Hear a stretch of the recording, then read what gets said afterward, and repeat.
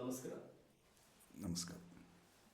Shekharappa S ಪಾವಿನವರೇ, Haveri ಜಿಲ್ಲೆ ಶಿಗ್ಗಾವಿ ತಾಲೂಕಿನ ಕುನ್ನೂರು ಗ್ರಾಮ ಪಂಚಾಯಿತಿ PDO ಆಗಿ ತಾವು ಕಾರ್ಯನಿರ್ವಹಿಸ್ತಾ ಇದ್ರಿ. ಹೌದು ರೀ. ಕೆಲವೇ ತಿಂಗಳಲ್ಲಿ ತಾವು ರಿಟೈರ್ಮೆಂಟ್ ಆಗಲಾಗತ್ತೀರಿ. ಹೌದು ಸರ್, ನಿಮ್ಮ PDO ಜೀವನ ಎಲ್ಲಿಂದ ಪ್ರಾರಂಭ ಆಯಿತು? ಮೊದಲನೇ ಪಂಚಾಯಿತಿ ಯಾವ ಕ್ಷೇತ್ರದಿಂದ ನೀವು ಬಂದ್ರಿ ಸರ್? ಹಾನಗಲ್ ತಾಲೂಕು ಚಿಕ್ಕಾಂಸಿ ಹೊಸೂರು ಗ್ರಾಮ ಪಂಚಾಯಿತಿಯಿಂದ ನಂದು ಪಂಚಾಯಿತಿ ಅಭಿವೃದ್ಧಿ ವೃತ್ತಿ ಪ್ರಾರಂಭ ಆಯಿತು ಸರ್. ಯಾವ ಇಸ್ವಿಯಲ್ಲಿ ಪ್ರಾರಂಭವಾಯಿತು ಸರ್? 2010, 27 ಏಪ್ರಿಲ್ 2010 10ರಿಂದ ಪ್ರಾರಂಭ. ಆ ಪಂಚಾಯಿತಿಯಲ್ಲಿ ಎಷ್ಟು ವರ್ಷ ಕೆಲಸ ಮಾಡಿದ್ರಿ ಸರ್? ಸುಮಾರು 3 ವರ್ಷ ನಾನು ಚಿಕ್ಕಾಂಸಿ ಹೊಸೂರು ಗ್ರಾಮ ಪಂಚಾಯಿತಿಯಲ್ಲಿ ಕಾರ್ಯನಿರ್ವಹಿಸಿದ್ದೇನೆ ಪಂಚಾಯಿತಿ. ನೆಕ್ಸ್ಟ್ ಆ ನಂತರ ಎರಡನೇ ಪಂಚಾಯತಿ ಯಾವುದು ಸರ್? ಶಿಗ್ಗಾಂವ್ ತಾಲೂಕು ಹಣ್ಣಂಬ್ರಳ್ಳಿ ಗ್ರಾಮ ಪಂಚಾಯಿತಿ. ಹನ್ನೊಂದಳ್ಳಿ ಗ್ರಾಮ ಪಂಚಾಯತಿ. ಅಲ್ಲಿ ಎಷ್ಟು ವರ್ಷ ಕೆಲಸ ಮಾಡಿ ಸರ್? ಸುಮಾರು 8 ವರ್ಷ ನಾನು. 8 ವರ್ಷ. 3 ಮತ್ತು 8 11 ವರ್ಷ. 11 ವರ್ಷ. ಕುನ್ನೂರು ಗ್ರಾಮ ಪಂಚಾಯತಿಗೆ ಇಲ್ಲಿ ಬರೋದಕ್ಕೆ ಎಷ್ಟು ವರ್ಷ ತಗೊಂಡ್ರಿ ಸರ್? 3 ವರ್ಷ ಆಯ್ತು. ಇಲ್ಲಿ ಬಂದು 3 ವರ್ಷ. 3 ವರ್ಷ, 3.5 ವರ್ಷ ಆಯ್ತಲ್ಲ. 3.5 ವರ್ಷ. 11 + 3 14.5 ವರ್ಷ. 14 ವರ್ಷ. ಇನ್ನೊಂದು 11 ತಿಂಗಳ 11 ತಿಂಗಳಲ್ಲಿ ತಾವು ರಿಟೈರ್ಮೆಂಟ್ ಆಗ್ತಾ ಇದ್ರಿ.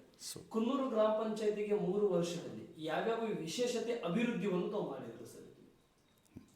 MGNREG ಯೋಜನೆಯೊಳಗೆ CC ಗಟರ್ಗಳನ್ನು ಮಾಡಿದ್ದೀವಿ ಸರ್. 15ನೇ ಹಣಕಾಸಿನಲ್ಲಿ CC ಗಟರ ಮತ್ತು ಬೇರೆ ಡೆವಲಪ್ಮೆಂಟ್ ವರ್ಕ್ಸ್ ಎಲ್ಲ ಮಾಡಿದ್ದೀವಿ. ಅಡುಗೆ ಕೋಣೆಗಳನ್ನು ಮಾಡಿದ್ದೀವಿ. ಆಮೇಲೆ ಟಾಯ್ಲೆಟ್ಸ್, ಶೌಚಾಲಯಗಳು, ಶಾಲೆಗಳಿಗೆ ಮಕ್ಕಳಿಗೆ ಶೌಚಾಲಯ, ಅಡ್ವಾನ್ಸ್ಡು ಶೌಚಾಲಯಗಳನ್ನು ಅಭಿವೃದ್ಧಿಪಡಿಸಿದ್ದೀವಿ. ಆಮೇಲೆ MGNREG ಯೋಜನೆಯೊಳಗೆ ಕೆರೆಗಳನ್ನು ಹೂಳೊತ್ಸೋದು, CC ಗಟರ್ಗಳನ್ನು, ಇಂಥವು ಕಾಮಗಾರಿಗಳನ್ನು ಮಾಡಿಸಿದ್ದೇವೆ ನಾವು. ಸರಿ ಸರ್. MGNREG ಒಳಗಡೆ NRG ಯೋಜನೆ ಅಡಿಯಲ್ಲಿ ರೈತರಿಗೆ ಅನುಕೂಲ ಆಗುವಂಥ ಯಾವ ಅಭಿವೃದ್ಧಿಯನ್ನು ತಾವು ಮಾಡಿದ್ದೀರಿ ಸರ್? ಸರ್ವ ಋತು ರಸ್ತೆಗಳನ್ನು ಅಲ್ಲಿ ನಾವು ಮಾಡಿದ್ದೀವಿ. ಹೊಲಕ್ಕೆ ಹೋಗೋದು, ನಮ್ಮ ಹೊಲ ನಮ್ಮ ದಾರಿ, ಅವನ್ನ ಕೆಲವು ಕಾಮಗಾರಿಗಳನ್ನು ಮಾಡಿದ್ದೀವಿ. ಸರಿ. ಎಷ್ಟು ಕೆರೆಯನ್ನು ಹೋಲೆತ್ತುವಂಥ ಕೆಲಸವನ್ನು ಮಾಡಿದ್ರು? ಸುಮಾರು 3 ಕೆರೆಗಳನ್ನು ಹೂಳೆತ್ತುವ ಕೆಲಸ ಮಾಡಿದ್ರು. NRG ಒಳಗಡೆ ಎಷ್ಟು CC ರಸ್ತೆಗಳನ್ನು, CC ಪಕ್ಕ ಗಟರ್ಗಳನ್ನು ತಾವು ಮಾಡಿಸಿದ್ರು ಸರ್? ಒಂದು 8 CC ಗಟರ್ಗಳನ್ನು ಮಾಡಿಸಿದ್ದೀವಿ. CC ರಸ್ತೆಗಳನ್ನು ಕಡಿಮೆ ಮಾಡಿಸಿದ್ದೀವಿ. ಅಂದರೆ 1-2 ಆಗಿರ್ಬೋದು ಅಷ್ಟೇ.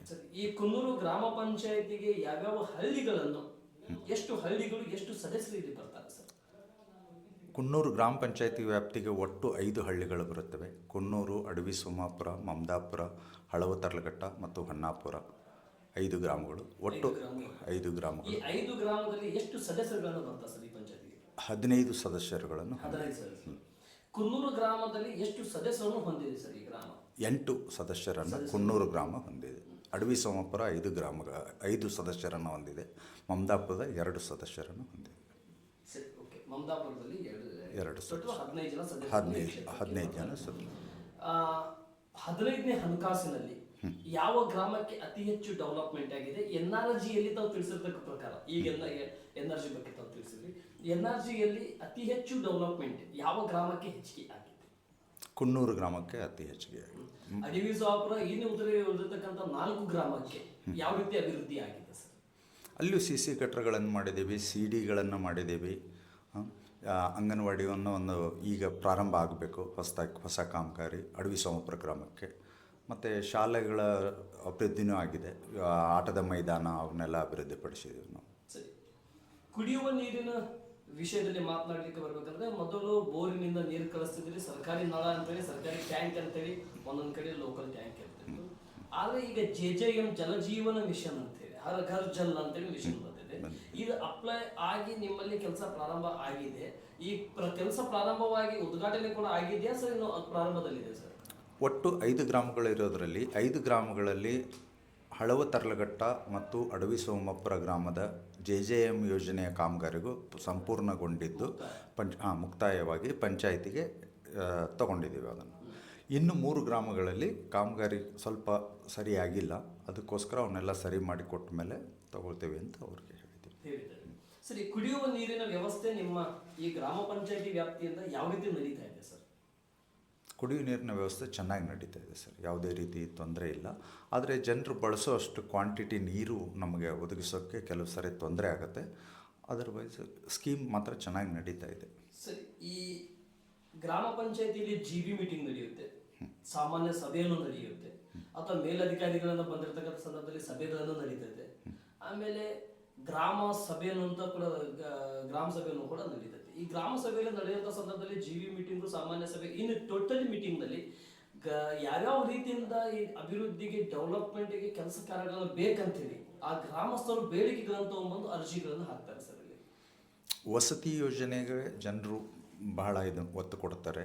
ಅದರಲ್ಲಿ ಅವರು ಎಲ್ಲ ಈಗ 2-3 ವರ್ಷದ ಕೆಳಗೆ 5 ಲಕ್ಷದ ಮನೆಗಳು ಬಂದು ಎಲ್ಲರೂ ಈಗ 1,20,000 ಮನೆಗಳು ಕೊಟ್ಟಾಗ ಅವರು ಬೇಡ, ನಮ್ಗೆ ಅದು ಬೇಕು ಅಂತ 5 ಲಕ್ಷದ ಬೇಕು ಅಂತಾರೆ. ಬಟ್ ಈಗ ಸದ್ಯಕ್ಕೆ ಯಾವುದೇ ಆ ಥರದ ಸ್ಕೀಮ್ ಇಲ್ಲದೆ ಇರೋದ್ರಿಂದ ಆ ಮನೆಗಳು ಇದು ಆಗ್ತಾಯಿಲ್ಲ. ಸೊ ಅದು ಒಂದು. ಮತ್ತು ದನದ ಕೊಟ್ಟಿಗೆಗಳನ್ನು ಮಾಡ್ಕೊಳ್ತಿದ್ದಾರೆ, ಸೋಪ್ ಪಿಟ್ಗಳನ್ನು ಮಾಡ್ಕೊಳ್ತಿದ್ದಾರೆ ವೈಯಕ್ತಿಕವಾಗಿ. ಅಂದರೆ ಆ ಥರ ಕಾಮಗಾರಿ ನಡೀತಾ ಇದ್ದಾವೆ. ಮತ್ತು ಹೇಳಬೇಕು ಅಂತ ಹೇಳಿದರೆ ವಸತಿ ಯೋಜನೆನೇ ಮೇನು ಇಂಡಿವಿಜುವಲ್ ಆಗಿ. ಅಂದರೆ ಅವ್ರದ್ದು development works as it Yesu members ಮತ್ತು ನಾವು ಅವನ್ನೆಲ್ಲ ಸೇರಿ ಆಯ್ಕೆ ಮಾಡಿ ಹಾಕ್ಕೊಂಡಿರ್ತೀವಿ. ರಸ್ತೆ ಕಾಮಗಾರಿಗಳು, CC ಗಟ್ರಗಳು ಮತ್ತು ಅಭಿವೃದ್ಧಿ ಕಾಮಗಾರಿಗಳನ್ನೆಲ್ಲ ಮಾಡ್ತೇವೆ. ಸರಿ, ಈ ಗ್ರಾಮದಲ್ಲಿ ಟ್ಯಾಕ್ಸ್ ವಿಷಯವನ್ನು ಅಪ್ಲಿಕೇಶನ್ ಜನರು ಬಂದು ಅದು ಬೇಕು ಇದು ಬೇಕು ಅಂತ ಕೇಳಿರ್ತಕ್ಕಂಥ ಸಂದರ್ಭದಲ್ಲಿ ಟ್ಯಾಕ್ಸಿನ ಬಗ್ಗೆ ಏನಾದರೂ ವಿಷಯ ಮಾತಾಡ್ತೀರಾ ಸರ್? ಟ್ಯಾಕ್ಸ್ ಯಾವ ರೀತಿ ಕ್ಲಿಯರ್ ಆಗ್ತಾ ಇದೆ ಗ್ರಾಮದಲ್ಲಿ? ಟ್ಯಾಕ್ಸ್ ಕ್ಲಿಯರ್ ಆದರೆ ಆಲ್ಮೋಸ್ಟ್ ಡೆವಲಪ್ಮೆಂಟ್ಗೆ ಮತ್ತೊಂದು ಸ್ವಲ್ಪ ಭಾಗವನ್ನು ಕೂಡದಂಥ ರೀತಿಯಿಂದ ಅದಕ್ಕೆ ಯಾವ ರೀತಿ ಕೆಲಸ ನಡೀತಾರೆ ಸರ್? ಈಗ ಸ್ವಂತ ಸಂಪನ್ಮೂಲದಲ್ಲಿ ಗ್ರಾಮ ಪಂಚಾಯತಿಗೆ ಅದು ಆದಾಯನೇ ಆಗಿರುತ್ತೆ.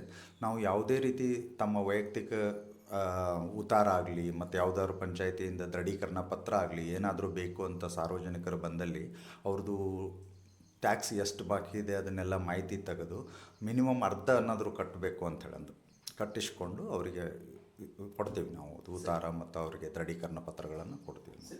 ಈ ಗ್ರಾಮದಲ್ಲಿ ಶಿಕ್ಷಣದ ವ್ಯವಸ್ಥೆ ಈ ಪಂಚಾಯತಿ ವ್ಯಾಪ್ತಿಯಿಂದ ಎಲ್ಲಿವರೆಗಿದೆ ಸರ್? 5 ಗ್ರಾಮದಲ್ಲಿ 10ನೇ ಕ್ಲಾಸ್ವರೆಗೂ ಇಲ್ಲಿ 5 ಗ್ರಾಮದಲ್ಲಿ ಅಲ್ಲ, 5 ಗ್ರಾಮ ವ್ಯಾಪ್ತಿಯಲ್ಲಿ ಬರುವಂತಹ ಶಿಕ್ಷಣ ವ್ಯವಸ್ಥೆ ಯಾವ ರೀತಿ ಇದೆ? ಈ ಪಂಚಾಯತಿ ವ್ಯಾಪ್ತಿಯಲ್ಲಿ ಯಾವ ರೀತಿ ಇದೆ?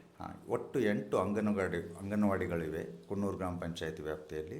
ಆಮೇಲೆ ಸ್ಕೂಲ್ಗಳು ಇದೆ, ಮಹಿಳೆಯರ ಸ್ಕೂಲು ಇದೆ, ಇದು ಇದೆ, ಹೈಸ್ಕೂಲ್ ಇದೆ. ಹೈಸ್ಕೂಲ್ ಬಂದುಬಿಟ್ಟು 10th ಇದೆ. ಒಂದಿದೆ, ಅದು ಕುನ್ನೂರಲ್ಲಿ. ಒಂದು ಮೌಲಾನಾ ಆಜಾದ್ ಶಾಲೆ ಅಂತಿದೆ, ಅದು 10th ಇದೆ. ಸೊ ಎರಡು ಗ್ರಾಮಗಳ ಕುನ್ನೂರು ಗ್ರಾಮದಲ್ಲಿ 2 ಸ್ಕೂಲ್ಗಳು 10ನೇ ಕ್ಲಾಸ್ನವರೆಗೂ ಕವರ್ ಆಗುತ್ತೆ. ಈ ಶಿಕ್ಷಣಕ್ಕೆ ತಾವಾಯಿತು, ನಿಮ್ಮ ಈ ಕಮಿಟಿ ಬೌಡಿ ಸದಸ್ಯರುಗಳನ್ನಾಯಿತು, ಯಾವ ರೀತಿ ಒತ್ತನ್ನು ಕೊಡ್ತಾರೆ? 10ನೇ ಕ್ಲಾಸಿನ ಮಕ್ಕಳಿಗೋಸ್ಕರ ನಾವು ಇದು ವಿಶೇಷ ಇದು ಬರುತ್ತೆ ನೋಡ್ರಿ ಪತ್ರಿಕೆಯಲ್ಲಿ, ಅದನ್ನು ನಾವು ಅವರಿಗೆ ಒದಗಿಸ್ತೀವಿ ಪಂಚಾಯತಿ ವತಿಯಿಂದ. ಅಂದರೆ ಲೈಬ್ರರಿ ಸೆಸ್ಸು ಇದರಿಂದ ಬರುತ್ತಲ್ಲ, ಆ ದುಡ್ಡು ಅದಕ್ಕೆ ಬಳಕೆ ಮಾಡಿ ಪ್ರತಿಯೊಂದು ಮಕ್ಕಳಿಗೂ ಇದು ಸಿಗೋ ಹಾಗೆ ಮಾಡ್ತೇವೆ. ಅದು ಹೆಚ್ಚುವರಿ ಅಂದರೆ ಕ್ವಶನ್ ಪೇಪರ್ ಟೈಪ್ ಎಲ್ಲ ಬರುತ್ತಲ್ಲ, ಕ್ವಶನ್ ಆನ್ಸರ್ ಟೈಪು, ಅಂದರೆ ಇಮಿಡಿಯೇಟ್ ಗ್ರಾಸ್ಪ್ ಮಾಡೋ ಥರ ಇದರಿಂದ ಅದನ್ನು ನಾವು 10ನೇ ಕ್ಲಾಸಿನ ಮಕ್ಕಳಿಗೆ ಕೊಡೋ ವ್ಯವಸ್ಥೆ. ಈ ಕಮಿಟಿ ನಿಮಗೆ ಹೆಚ್ಚುವರಿ ಅನುದಾನ ವಿಷಯದಲ್ಲಿ ಶಾಸಕರ ಹತ್ರಗಳನ್ನಾಗಿರಲಿ, MP ಅವ್ರ ಹತ್ರ ಆಗಿರಲಿ, 2 MLC ಅವ್ರ ಹತ್ರ ಆಗಿರಲಿ, ಸಂಸದರ ಹತ್ರ ಹೋಗೋದಾಗಿರಲಿ, ಹೋದಂಥ ಸಂದರ್ಭದಲ್ಲಿ ಹೋಗ್ಬೇಕಂತೇಳಿ ಹೆಚ್ಚುವರಿ ಅನುದಾನಗಳ ಬಗ್ಗೆ ಯಾವ ರೀತಿ ವಿಷಯಗಳನ್ನು ನಿಮ್ಮಲ್ಲಿ ಇದ್ದಾವೆ ಸರ್? ಹೆಚ್ಚುವರಿ ಅನುದಾನಕ್ಕೆ ಸಂಬಂಧಪಟ್ಟಂತೆ ಪಂಚಾಯತಿಯಿಂದ ಯಾವುದೇ ಪ್ರಸ್ತಾವನೆಯನ್ನು ಕೊಡಲಿಕ್ಕೆ ಬರೋದಿಲ್ಲ. ನಮ್ಮ ಚುನಾಯಿತ ಪ್ರತಿನಿಧಿಗಳು ಮತ್ತು ಆಡಳಿತ ಮಂಡಳಿ ಏನಿದೆ ಅವರೇ ವಿಚಾರ ಮಾಡಿ ಸಂಬಂಧಪಟ್ಟ ಚುನಾಯಿತ ಪ್ರತಿನಿಧಿ ಹತ್ರ MLA ಅವರು ಆಗಲಿ, ಉಸ್ತುವಾರಿ ಮಂತ್ರಿಗಳಾಗಲಿ ಅವ್ರ ಹತ್ರ ಹೋಗಿ ಭೇಟಿಯಾಗಿ MLA, MLC ಮತ್ತು MP ಗಳ ಹತ್ರ ಹೋಗಿ ಅವರು ಪ್ರಯತ್ನಪಟ್ಟು ಅನುದಾನಕ್ಕೆ ಇದು ಮಾಡಿಕೊಳ್ತಾರೆ. ಸರಿ, ಥ್ಯಾಂಕ್ ಯು ಸರ್. ನನ್ನ ಕೊನೆಯ ಪ್ರಶ್ನೆ, ಇನ್ನು 5 ತಿಂಗಳ ಬೌಡಿ ಇದೆ, ಅವರ ಆಡಳಿತ ಮುಗಿಲಿಕ್ಕೆ 5 ತಿಂಗಳಿದೆ. 5 ತಿಂಗಳು ಹೋಗ್ಬೋದು ಅಥವಾ ಮುಂದೂ ಹೋಗ್ಬೋದು. ಅದರ ರೂಲ್ಸ್ ಅಂಡ್ ರೆಗ್ಯುಲೇಷನ್ ಪ್ರಕಾರ 5 ತಿಂಗಳಿದೆ. ಈ 5 ತಿಂಗಳಲ್ಲಿ ಹೆಚ್ಚುವರಿ 5 ತಿಂಗಳಲ್ಲಿ ಈ ರೀತಿ ಈ ಕಮಿಟಿ ಇರುವವರೆಗೆ ನಾ ಕೆಲಸ ಮಾಡಬೇಕು ಅಂತೇಳಿ ಏನಾದರೂ ಹೊಸದಾಗಿ ಕ್ರಿಯಾ ಯೋಜನೆ ಮಾಡೋದು, ಹೊಸದಾಗಿ ಏನೋ ಪ್ಲಾನ್ಗಳನ್ನು ರೆಡಿ ಮಾಡುವಂಥ ಪ್ರಯತ್ನಗಳನ್ನಾಗಿದ್ದಾವೆ ಸರ್? ಹೆಚ್ಚುವರಿ ಪ್ರಯತ್ನವನ್ನು ಮಾಡಿದ್ದೀವಿ ಸರ್. ಹೋದ ವರ್ಷ ಕುನ್ನೂರಲ್ಲಿ ಆಗಸ್ಟ್ ತಿಂಗಳಲ್ಲಿ ಧಾರಾಕಾರ ಮಳೆ ಸುರಿದು ಊರಲ್ಲೆಲ್ಲ ನೀರು ಬಂದುಬಿಟ್ಟಿತ್ತು. ಅದಕ್ಕೋಸ್ಕರ ನಾವು ಪ್ರಸ್ತಾವನೆ ಕಳಿಸಿದ್ವಿ. ಅದು ಒಪ್ಪಿಗೆ ಆಗಿ ಈಗ ಕುನ್ನೂರು ಗ್ರಾಮ ಕಂಪ್ಲೀಟಾಗಿ CC ಗಟ್ರ ಮಾಡೋದಕ್ಕೋಸ್ಕರ ಆಯ್ಕೆಯಾಗಿದೆ. ಅದರದ್ದು ಎಸ್ಟಿಮೇಟ್ಸು ಅದೆಲ್ಲ ನಡೀತಾ ಇದೆ, ಪ್ರೊಸೆಸ್ಸಲ್ಲಿದೆ. ಇನ್ನೊಂದು ವರ್ಷದಲ್ಲಿ ಕುನ್ನೂರು ಗ್ರಾಮ ಕಂಪ್ಲೀಟ್ CC ಗಟ್ರ ಆಗುತ್ತೆ ಅಂತ ನನ್ನ ಆಶೆ ಇದೆ. ಕೊನೆಯ ಪ್ರಶ್ನೆ, 11 ತಿಂಗಳ ರಿಟೈರ್ಮೆಂಟ್ ಅವಧಿಯಲ್ಲಿ ಶೇಖರಪ್ಪ ಪಾವಿನವರೇ ಯಾವ ರೀತಿ ಅಭಿವೃದ್ಧಿಯನ್ನು ತಗೊಂಡು ಹೋಗ್ಬೇಕಂತ ಕನಸು ಕಾಣ್ತಾ ಇದ್ದಾರೆ?